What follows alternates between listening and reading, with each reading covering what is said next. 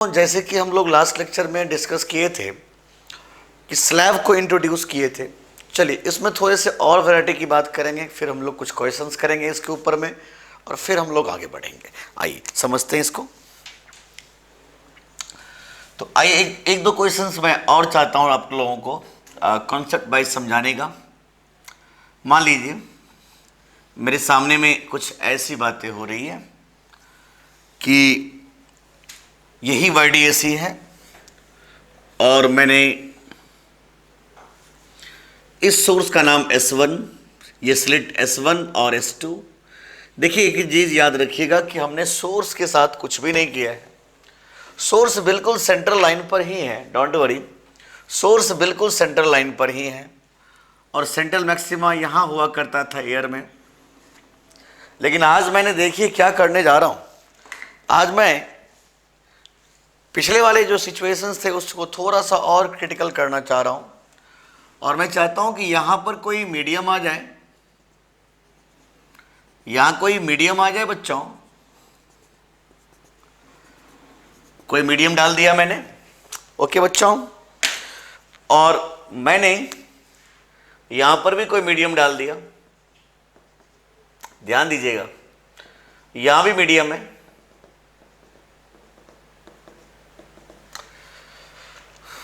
अपने को करना क्या है, मैंने इसके सामने में एक स्लैब रख दिया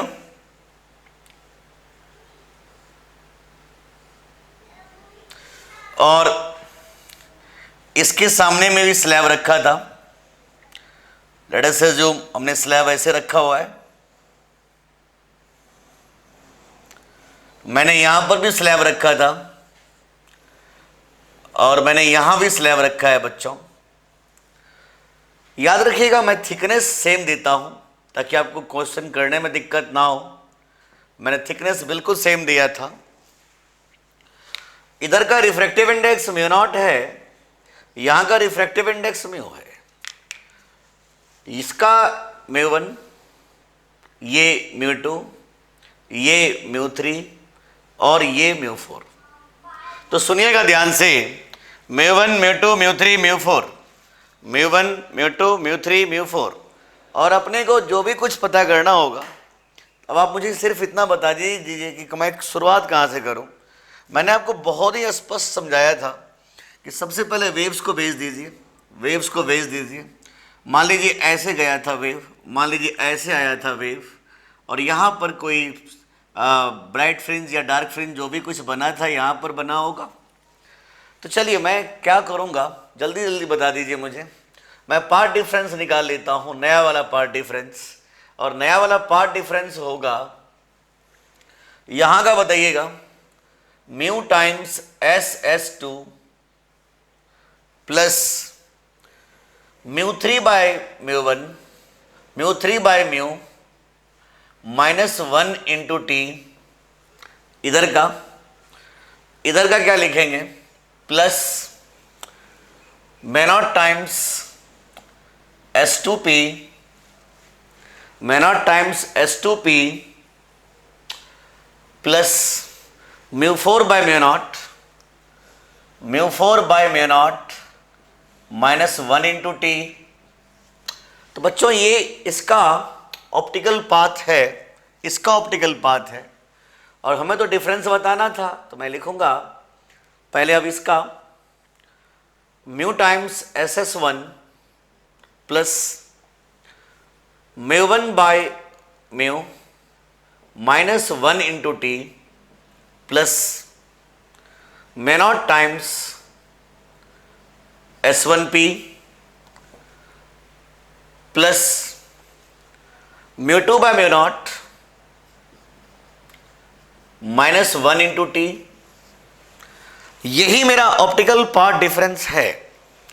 अब मैं इसको सॉल्व करके जो भी कुछ करना होगा मैं करूंगा। तो चलिए मैं इसको पहले सॉल्व तो कर लूं। Delta x dash mu times SS2 minus SS1 plus μ0 times S2P minus S1P plus μ4 by μ0 T minus mu one by mu T plus ये दोनों लिखने के बाद इसका नंबर आएगा तो लिखूंगा μ3 बाय μt। इसका नंबर आएगा तो लिखूंगा μ4 बाय μ0 t। इसका नंबर आएगा तो लिखूंगा μ1 बाय μt और इसका नंबर आएगा μ2। देखिए ये माइनस में जाएगा, याद रखिएगा, और ये भी माइनस में हो जाएगा तो μ2 बाय μ0 t। बाकी तो कैंसिल आउट हो जाएगा टी टी टी टी। तो हम लोग फाइनली बात करें SS2 और SS1 गया और नया पार्ट डिफरेंस जो हो जाएगा μ0 टाइम्स पुराना वाला पार्ट डिफरेंस मीन्स YD। मैं माइनस कॉमन ले लेता हूँ तो ज़रूर कहूँगा μ1 by μ plus μ2 by μ0 minus μ3 by μ minus μ4 by μ0 into T.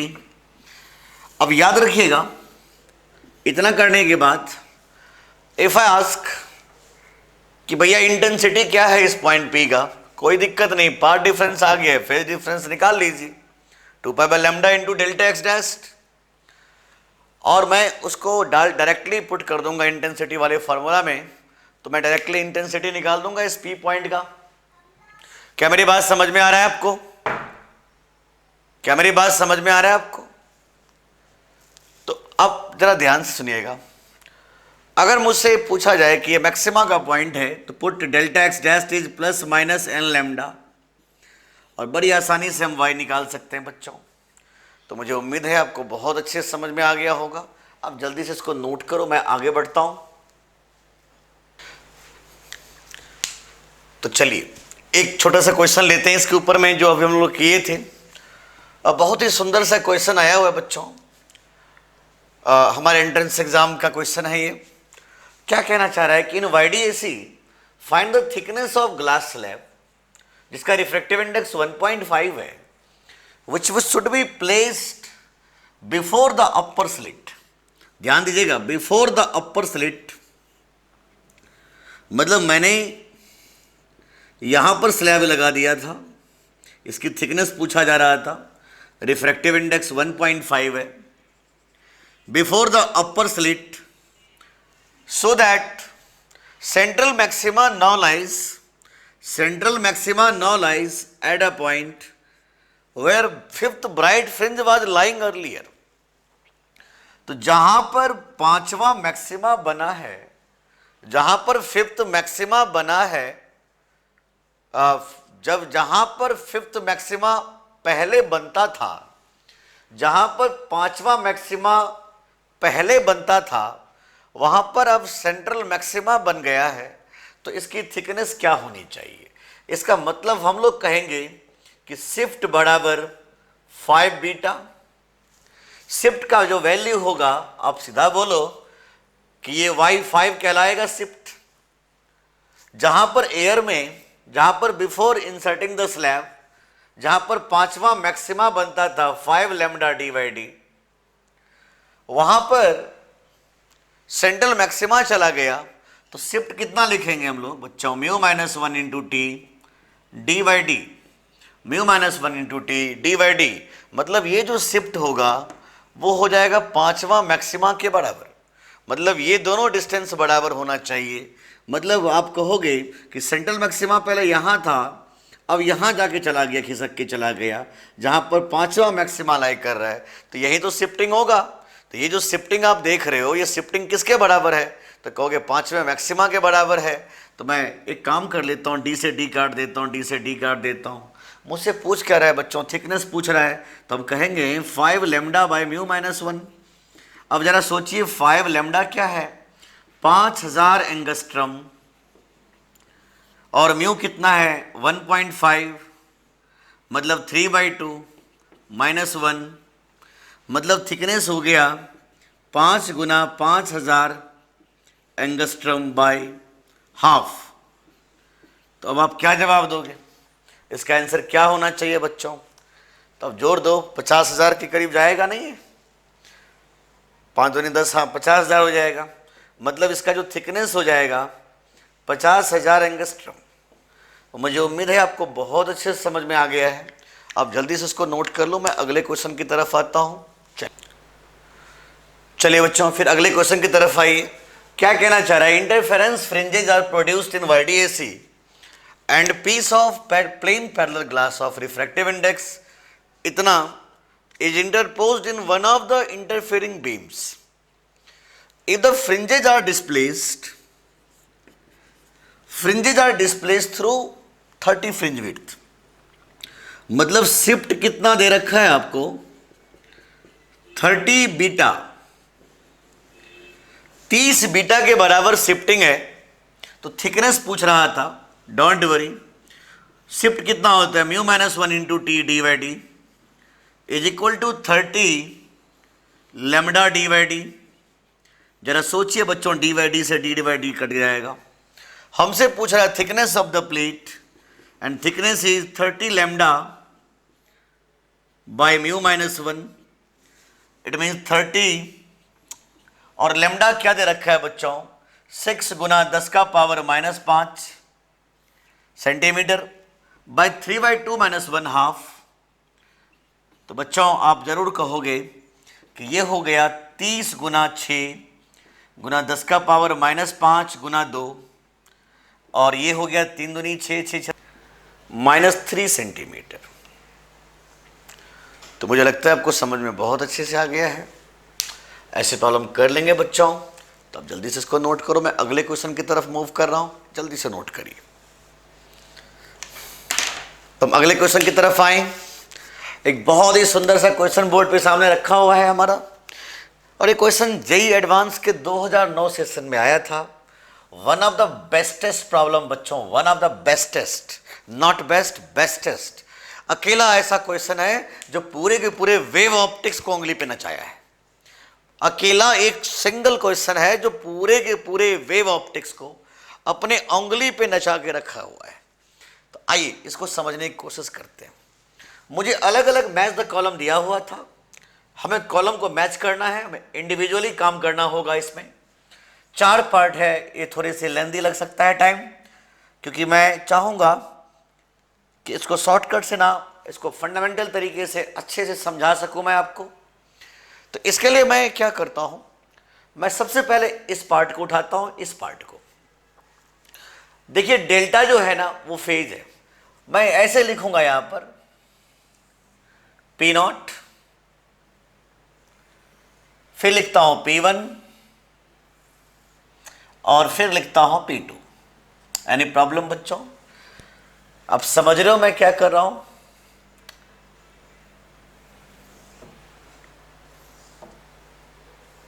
आइए, तो चलिए मैं पहला पार्ट पे एनालाइज करवाना शुरू करूं।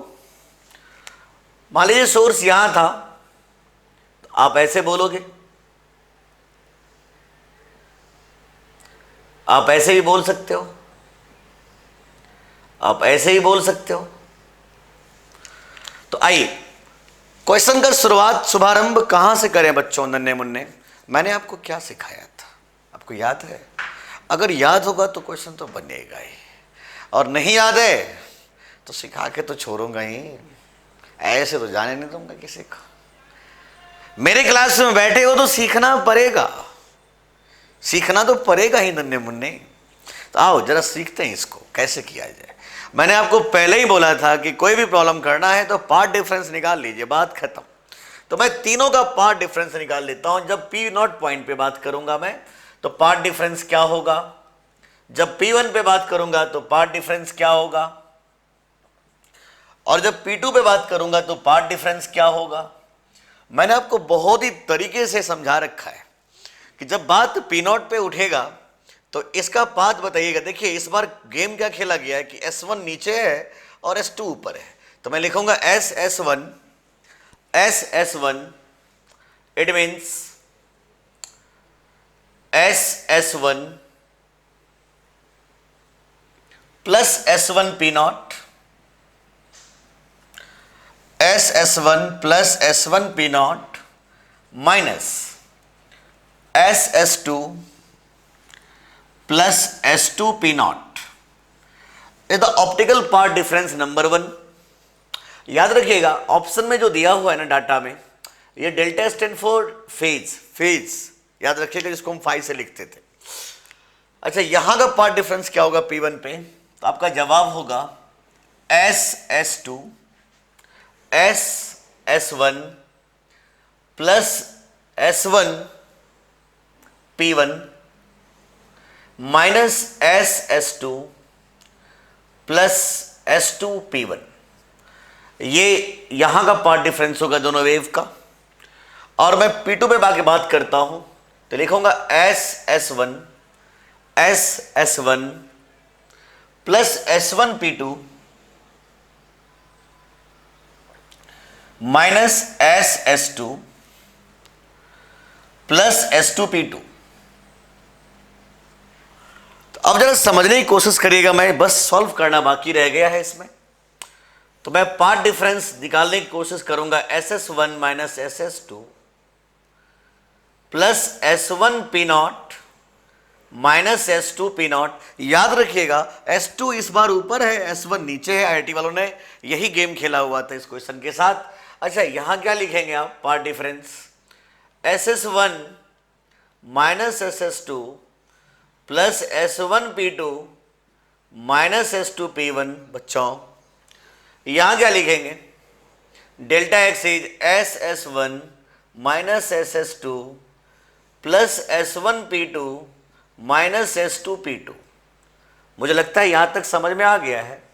अब आप जानते हो कि SS1 और SS2 तो बराबर है यार, SS1 और SS2 तो बराबर है, तो कैंसल आउट हो गया, ये भी कैंसल आउट हो गया, ये भी कैंसल आउट हो गया। तो जरा बताइएगा पार्ट डिफरेंस क्या लिखेंगे, S1 P0 minus S2 P0। और मुझे और भी बातें गिवन है कि S1 P0 बराबर S2 P0, S1 P0 बराबर S2 P0। तो ये भी कैंसिल हो गया, मतलब पार्ट डिफरेंस इस केस में 0 आ गया। अब यहां पर बात करिएगा S1 P2 S1 P1 minus S2 P1, S1 P1 minus S2 P1 we have given lambda by 4। तो मेरा पार्ट डिफरेंस इस केस में आएगा लैम्डा बाय 4। और S1 P2 minus S2 P2 मेरा इस सिचुएशन में आएगा लैम्डा बाय 3। तब आप समझने की कोशिश करें, मेरा पार्ट डिफरेंस बच्चों नन्हे मुन्ने आ चुका है। तो मैं अब फेज डिफरेंस निकाल लेता हूं। And you know phase difference is 2 pi by lambda into path difference. Path difference इस केस में 0 है, इसलिए फेज डिफरेंस हो जाएगा 0। मैं यहां का फेज डिफरेंस निकाल लेता हूं। तो क्या कहेंगे आप, phase difference is 2 pi by lambda into path difference. Path difference है लैम्डा बाय 4। तो यहां का जो फेज डिफरेंस हो जाएगा तो वो हो जाएगा पाई बाय 2। P1 पॉइंट पर फेज डिफरेंस कितना है दोनों वेव्स के बीच में, पाई बाय 2। P0 पॉइंट पे दोनों वेव्स के बीच में फेज डिफरेंस कितना है, 0। और मैं यहां भी निकाल लेता हूं फेज डिफरेंस। तो क्या जवाब देंगे आप, phase difference is 2 pi by lambda into जनाब लैम्डा बाय 3। मतलब मेरा फेज डिफरेंस आ गया 2 pi by 3 and this is the phase difference. अब जरा सुनिएगा ध्यान से, मैंने फेज डिफरेंस पे निकाल लिया, बात तो इंटेंसिटी का भी उठाएगा। तो इंटेंसिटी को मैं लिखूंगा 4I0 cos स्क्वायर 5/2। यहां का चूंकि फेज, यहां का फेज 0 है, यहां का फेज 0 है। जब फेज ही 0 होगा तो इंटेंसिटी क्या हो जाएगा बच्चों, 4I0, because this term is 0, इसलिए इंटेंसिटी हो जाएगा 4I0 cos 0 1 होता है। मतलब intensity at P0 is 4I0। लेकिन जब बात यहां पर उठेगा तो मैं लिखूंगा intensity is 4I0 cos square pi by 2 upon 2, मतलब pi by 4। And this is 4I0 into 1/2 and this is 2I0। Intensity P1 पे 2I0 हो गया। और मैं यहां पर बात करता हूं तो इंटेंसिटी लिखेंगे आप 4I0 into cos square 2 pi by 3 upon 2, मतलब पाई बाय 3, मतलब 4I0। और कॉस 60 होता है हाफ, तो 1/2 का स्क्वायर 1/4। और डाटा मिल गया I V0। तो मुझे सिर्फ इतना बता दीजिए कि कौन कौन सा ऑप्शन आपको सही दिख रहा है। तो क्या फेज डिफरेंस पी नॉट पर 0 मिल रहा है मुझे? यस यस जी मिल रहा है। इसका मतलब इसका आंसर तो पी बिल्कुल जायज़ है भाई, पी तो बिल्कुल जायज़ है। 1 और मोर देन 1 इज करेक्ट में भी। चेक कर लेते हैं सारे पार्ट्स को। क्या फेज डिफरेंस P1 पे भी 0 मिल रहा है? नहीं भाई, π/2 है, तो ये ऑप्शन नहीं हो सकता। क्या इंटेंसिटी P1 पे 0 है? नहीं भाई, ये भी गलत बात है। P1 पे तो इंटेंसिटी 2I0 है। क्या इंटेंसिटी P0 पे जो है वो P1 से बड़ा है? यस, P0 पे इंटेंसिटी 4I0 है और P1 पे इंटेंसिटी 2I0 है। P0 पे 4I0 और P1 पे 2I0, मतलब इसका एस पार्ट भी सही है बच्चों। क्या इंटेंसिटी P2 पे जो है वो P1 से बड़ा है? नहीं भाई, P2 का इंटेंसिटी तो I0 है और P1 का इंटेंसिटी तो 2I0 है, मतलब ये तो गलत बात है। तो इसका आंसर क्या क्या होगा? P और S। तो मुझे लगता है आपको बहुत अच्छे से समझ में आ गया। अब जल्दी से इसको नोट कर लो, मैं आगे बढ़ना चाहता हूं, जल्दी से इसको नोट करो। हम पहला पार्ट समझ चुके हैं, हम दूसरे पार्ट में आएंगे। चलिए जल्दी से नोट करिए। चलिए, तो अब आपने नोट कर लिया है, इसका आंसर पी और एस पार्ट हो गया। तो मैं धीरे धीरे इसको मिटाते चले जा रहा हूँ ताकि आपको बहुत अच्छे से मज़ा आए, थोड़ी जगह का भी है सेविंग हो जाए भाई। अब हमें बात करना है इस केस में। ज़रा समझिएगा इस केस में क्या सिचुएशन कर रहा है। बस कुछ भी नहीं किया एक्स्ट्रा, एक स्लैब रख दिया और स्लैब का थिक के बारे में बोला भी गया इस क्वेश्चन में कि μ-1 इंटू टी को लेना है λ/4। ये मैं नहीं बोल रहा हूँ, IIT वाले बोल रहा है कि लेना है इस केस में, सिर्फ इस केस में। तो चलिए, हमें तो पूरे के पूरे सॉल्व करना पड़ेगा फिर तो बच्चों, ऐसे तो मज़ा आएगा नहीं। अब हम P0 के बारे में, P1 के बारे में और P2 के बारे में एनालाइज करें। तो आइए एनालाइज करके देखते हैं क्या आता है भाई। तो मैं सोच रहा था कि बिल्कुल ऐसा ही काम करूं जैसे अभी किए थे। P0, P1 और P2 लिख लें और पार्ट डिफरेंस निकाल लें तीनों का, और जो होगा देखा जाएगा। तो मैं लिखता हूं ऐसे ही, बिल्कुल ऐसे ही लिखता हूं बच्चों। यहाँ लिखता हूं P0, यहाँ लिखता हूं P1 और यहाँ लिखता हूं P2, और इसको सॉल्व करने की कोशिश फिर से करेंगे हम लोग। तो चलिए P0 पे बात करेंगे डेल्टा एक्स का। आइए यहाँ शुरुआत किया जाए। मान लीजिए सोर्स यहाँ था, तो क्या कहेंगे? डेल्टा एक्स का वैल्यू इस वेव के लिए SS1 plus S1 P0, SS1 plus S1 P0 minus SS2 plus S2 P0 plus μ-1 into T. Because extra path ले रहा है नहीं है। एक बार मुझे P1 पे बताइएगा। P1 पे बात करेंगे हम लोग SS1 plus S1 P1 minus SS2 plus S2 P1 plus μ-1 into T. तो ये कहानी देखा आपने, और इसका कहानी क्या होगा? SS1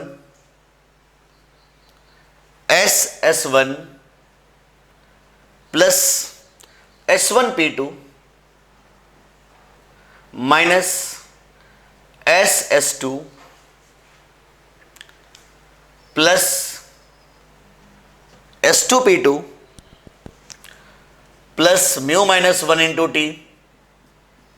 बस बच्चों सॉल्व करना बाकी रह गया, बाकी सब कुछ हम लोगों ने कर लिया।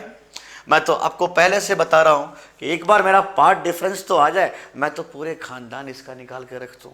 बोलो नहीं यार, तो मैं क्या बोलूंगा इस बार? जरा बताओ मुझे कि पार्ट डिफरेंस क्या हो गया? SS1 minus SS2। यहां क्या लिखेंगे? S1 P0 minus S2 P0 minus μ-1 into T. यहाँ क्या लिखेंगे बच्चों? SS1 minus SS2 plus S1 P1 minus S2 P1 minus μ-1 into T. मुझे लगता है आपको समझ में बिल्कुल आने लगा है बच्चों। मैं यहां क्या लिखूंगा बच्चों, डेल्टा एक्स का value SS1 minus SS2 plus S1P2 minus S2P2 minus mu minus 1 into T. बस बच्चों सॉल्व करना रह गया है और कुछ भी नहीं। तो जरा मुझे सॉल्व करके बताएं आप लोग। मैं पार्ट डिफरेंस चाहता हूं और अब पार्ट डिफरेंस निकालने में आप तो बहुत एक्सपर्ट हो, मुझे पता है आपने हमेशा पार्ट डिफरेंस फटाफट निकालने की कोशिश किया है। तो बोलिए SS1 माइनस SS2 जीरो,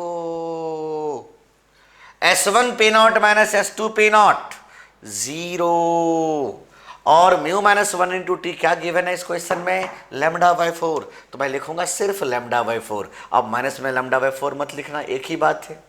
तो पार्ट डिफरेंस कितना आया नन्हे मुन्ने, लैम्डा बाई 4। चलो अब मुझे बताओगे SS1 माइनस SS2, गया सर जी, गया गया गया गया। S1P1 minus S2P1 is lambda by 4। तो मैं लिखूंगा लैम्डा बाई 4 और म्यू माइनस 1 इंटू टी क्या दे रखा है, लैम्डा बाई 4। तो ये जनाब हो जाएगा, पार्ट डिफरेंस हो जाएगा जीरो। अब एक बार इसका कहानी बताओगे, S1P2 SS ये तो देखो कैंसल आउट हो गया, S1P2 minus S2P2 is lambda by 3 minus lambda by 12 minus lambda by क्या था 4, लैम्डा बाई 4। तो जरा बता दीजिए कितना दे रखा है, lambda by 3 minus lambda by 4 कितना हो गया, 4 3 12 और 3 4 12, 4 3 12, मतलब लैम्डा बाई 12 ही तो आ रहा है यार, सही तो बोल रहा था मैं। तो पार्ट डिफरेंस हो जाएगा लैम्डा बाई 12। अब आप देखो ना नन्हे मुन्ने, देखो ना, बस देख लो, देख लो इसका फेज डिफरेंस क्या हो जाएगा। इसका फेज डिफरेंस होगा 2 pi by lambda into lambda by 4। अरे वाह, फेज डिफरेंस तो आ गया पाई बाई 2। इस केस में फेज डिफरेंस कितना हो गया, 0।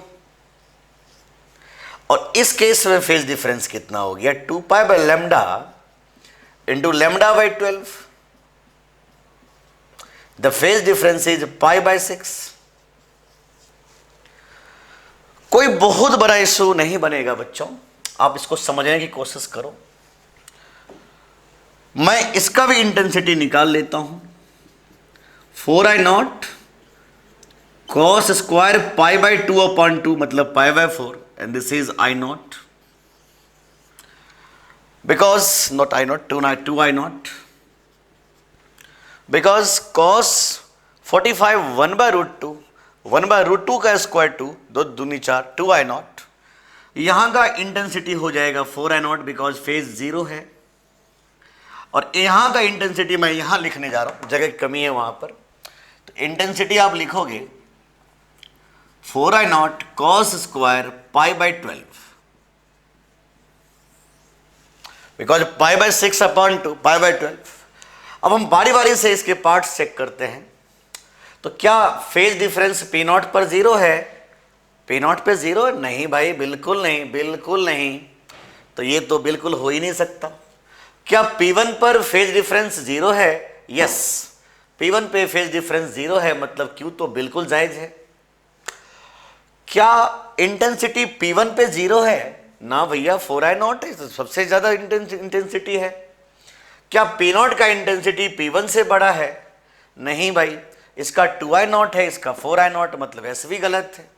अब लास्ट पार्ट थोड़े से दिक्कत करेगा आपको, कह रहा इंटेंसिटी एट P2 क्या P1 से बड़ा है? नहीं, क्योंकि देखिए cos theta is decreasing function, theta के मान जितने ज्यादा होंगे cos के मान उतने कम होंगे।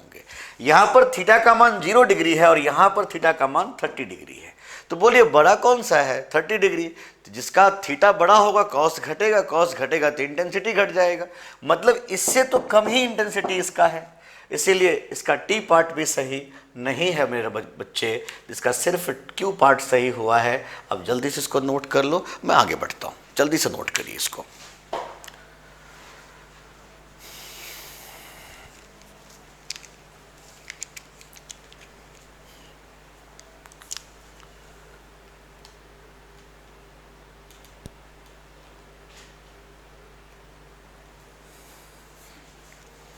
चलिए, आपने नोट कर लिया है तो मुझे अब आगे बढ़ना चाहिए। तो मैं एक काम करता हूँ, इसको मिटा देता हूँ। तू हो गया, तू भी चले जा।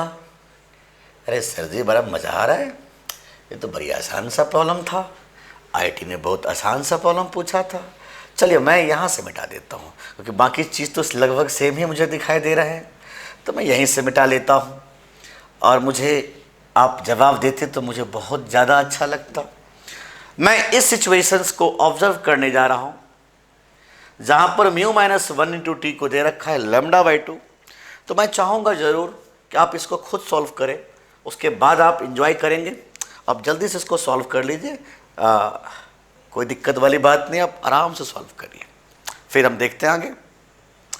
मूव फास्ट, थोड़ी जल्दी से मूव करिएगा। मैं आपको 2 मिनट का वक्त दे रहा हूं।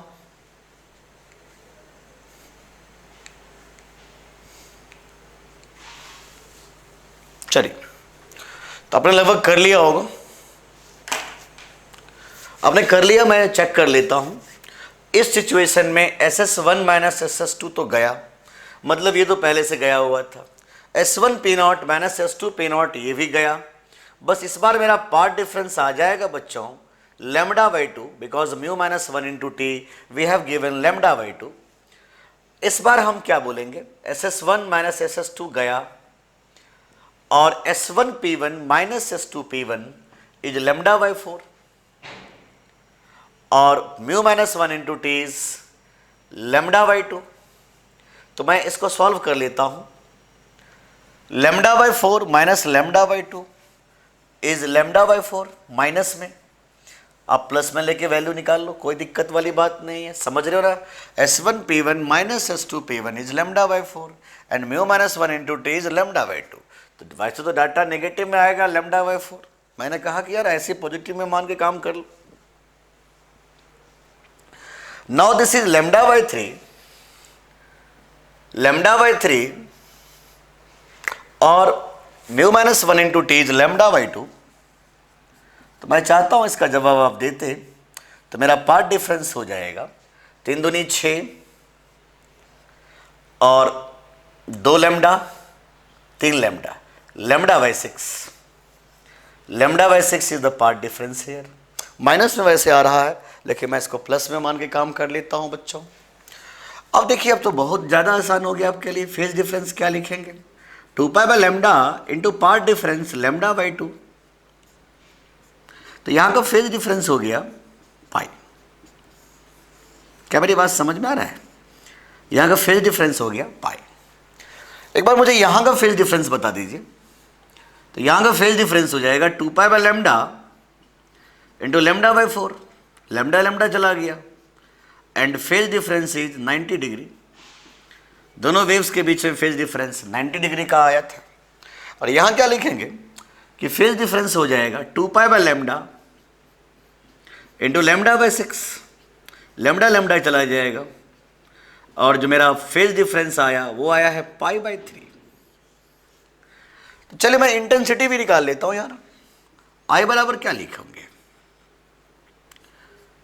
मैं डायरेक्टली 0 कर दूं तो ज़्यादा अच्छा रहेगा, बिकॉज जहां पर फेज पाई होगा जहां पर फेज पाई होगा, अरे वहां पर तो मिनिमा एग्जिस्टेंस करता था। चाहो तो आप कर भी सकते हो 4I0 cos square pi by 2 cos 90 0।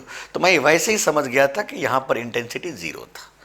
लेकिन जब मैं यहाँ का इंटेंसिटी पूछूंगा तो कहोगे आप 4I0 cos 90 बाई 2 तो cos 45, मतलब ये हो जाएगा 1 by 2 and this is 2I0। मैं P2 का इंटेंसिटी निकाल के देखता हूं। तो यहां लिखता हूं P2 का intensity 4I0 cos square pi by 6, 4I0 cos square pi by 6 because pi by 3 upon 2। This is 4I0 cos 30 root 3 by 2, cos 30 root 3 by 2, मतलब ये 3 बाई 4 हो गया। तो यहां की इंटेंसिटी 3I0 हो गई। अब एक बार जरूर चेक करेंगे बच्चों, क्या फेज डिफरेंस P0 पर 0 है? नहीं भाई, पाई है, गलत बात। क्या फेज डिफरेंस P1 पे 0 है? नहीं, पाई बाई 2 है, गलत बात। क्या इंटेंसिटी P1 पे 0 है? नहीं भाई, 2I0 है। क्या इंटेंसिटी P0 पर का जो है वो P1 से बड़ा है? नहीं, क्योंकि P0 की इंटेंसिटी 0 है और P1 का इंटेंसिटी 2I0 है। क्या इंटेंसिटी P2 का जो है वो P1 से बड़ा है? बिल्कुल। यहां पर 3I0 है और यहां पर हम देख रहे हैं 2I0 है। यहां पर 3I0 है और यहां पर 2I0 है, इसीलिए इसका आंसर होना चाहिए सिर्फ T पार्ट। इसका आंसर सिर्फ और सिर्फ T पार्ट होगा। तो मुझे बहुत अच्छा लग रहा है कि आप अच्छे से समझ पा रहे हो। इसको जल्दी से नोट कर लो। मैं अगले पार्ट्स पे आता हूं और थोड़े से डिस्कस करने की कोशिश करता हूं। चलिए, आपने नोट कर लिया है? आपने नोट कर लिया नन्हे मुन्ने? पक्का? तो आइए इसको थोड़े से और एनालाइज किया जाए। मैं इसको इरेज कर रहा हूं। एक लास्ट पार्ट में हम लोग आके बात करें इसका भी। सर जी बहुत मज़ा आ रहा है ये क्वेश्चन करने में। सर जी वाकई बहुत मज़ा आ रहा है सर जी, आपने तो कमाल कर दिया। एक ही क्वेश्चन में आपने आधे घंटे लगा दिया, लेकिन पूरे वेव ऑप्टिक्स को आपने नचा लिया। बधाई हो भाई।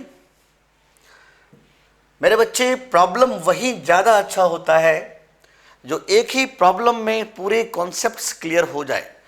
हमें 10 प्रॉब्लम करने की कोई ज़रूरत नहीं है, हमें एक प्रॉब्लम करने की ज़रूरत है, लेकिन उससे अगर हमारा कॉन्सेप्ट क्लियर हो जाता है तो यार हम वही प्रॉब्लम करेंगे, हम दूसरा प्रॉब्लम करेंगे ही नहीं। तो आइए करते हैं बातें। मैं इस सिचुएशन को ऑब्जर्व कर रहा हूँ। इसमें बस अंतर क्या है, ये 3 λ/4 गिवन है। तो देखिए ये तो कट जाएगा, ये भी कट जाएगा, और मेरा पार्ट डिफरेंस है 3 λ/4। वैसे तो नेगेटिव वैल्यूज है, लेकिन मैं पॉजिटिव मान के काम कर रहा हूँ। ये कट जाएगा और मैं लिखूंगा path difference is λ/4 S1P1 minus S2P1 is λ/4 minus 3 λ/4। और यहाँ क्या लिखने वाले हैं आप लोग? λ/3 माइनस 3 λ/4। तो जरा आप बताइए बच्चों, सॉल्व कर कर देखते जाइएगा। इसका फेज डिफरेंस क्या लिखेंगे आप लोग? 2π/λ इंटू 3 λ/4। लैम्डा चला गया, 2 दूनी 4 हो गया, तो फेज डिफरेंस हो जाएगा 3π/2। 3π/2। एक बार मुझे इसकी कहानी बता दीजिए। पार्ट डिफरेंस, पहले पार्ट डिफरेंस ही सोच लेते हैं। 4 3 1 2 माइनस 2 λ/4, मतलब 2 दूनी 4, मैं सीधा बोल देता हूँ λ/2। The path difference is λ/2। Minus वैसे था, लेकिन हम इसको प्लस मान के काम कर रहे हैं। समझ में आ रहा है ना? 4 λ और 3 λ माइनस 2 λ कट जाएगा, माइनस में वैसे वैल्यू आ रहा है, कोई बात नहीं। यहाँ बताइएगा पार्ट डिफरेंस, ये 12 हो गया, 3 4 12, 3 4 12, 4 3 12, 3 4 12, 4 3 12, मतलब पार्ट डिफरेंस इस केस में आएगा 5 λ/12। अब आप खुद बताओ यहां का फेज डिफरेंस क्या लिखेंगे आप? 2π/λ इंटू π/λ/2। तो यहां का फेज डिफरेंस हो जाएगा पाई। यहां का बताएंगे एक बार, यहां का फेज डिफरेंस क्या होने वाला था? तो कहेंगे 2π/λ इंटू 5 λ/12। लैम्डा चला जाएगा, मतलब फेज डिफरेंस हो जाएगा 5π/6। 5π/6 का क्या मतलब है बच्चों? 5 गुना 180/6, 150 डिग्री। अच्छा मुझे ये बताइएगा, यहां का इंटेंसिटी क्या होने वाला था? 4I0 cos square 3π/2, 3π/4। यहां का इंटेंसिटी क्या होगा? 0, बिकॉज पाई पे तो 0 होता है। और वहां का इंटेंसिटी क्या बोलेंगे? 4I0 cos square 5π/12। अब ये 15 डिग्री पे जाएगा ना। 5 गुना 180/12, 4 3 12, 4 45, 3 15 15 75 डिग्री 75 डिग्री, कोई दिक्कत नहीं, कोई इशू नहीं है। तो जरा सुनिएगा इसका ऑप्शन क्या क्या हो सकता है। तो मुझे लगता है कि फेज डिफरेंस पी नॉट पर 0 है क्या? नहीं, ये गलत बात है। क्या P1 पे फेज डिफरेंस 0 है? नहीं, पाई है, गलत बात है। इंटेंसिटी P1 पे 0 है, यस, तो इसका आंसर R तो बिल्कुल सही है। क्या इंटेंसिटी P0 पे जो है वो P1 से बड़ा है? बिल्कुल, इससे तो ज़्यादा ही होगा, इसका S भी सही है। और इंटेंसिटी जो P2 का है क्या वो P1 से बड़ा है? बिल्कुल, ये भी सही है, तो इसका आंसर होगा RST। तो मुझे उम्मीद है आपको बहुत अच्छे से समझ में आ रहा होगा बच्चों। नन्हे मुन्ने बहुत ज़्यादा उम्मीद आपसे कर बैठा हूँ, पता नहीं क्यों आपकी इम्प्रूवमेंट शानदार रहा है। मुझे आप लोग जब कमेंट्स करते हो तो मुझे बहुत अच्छा लगता है, और आप अच्छे अच्छे क्वेश्चंस पूछते हो, मुझे कमेंट करके अच्छे अच्छे प्रॉब्लम्स पूछते रहते हो, मुझे बहुत मज़ा आता है, बहुत ज़्यादा मज़ा आता है। अब मैं उम्मीद यही करूँगा कि जो थोड़े से और बचे हैं YDSC उसको भी और भी अच्छे से पढ़ लेना। तो आज के लिए बच्चों इतना रहने दीजिए।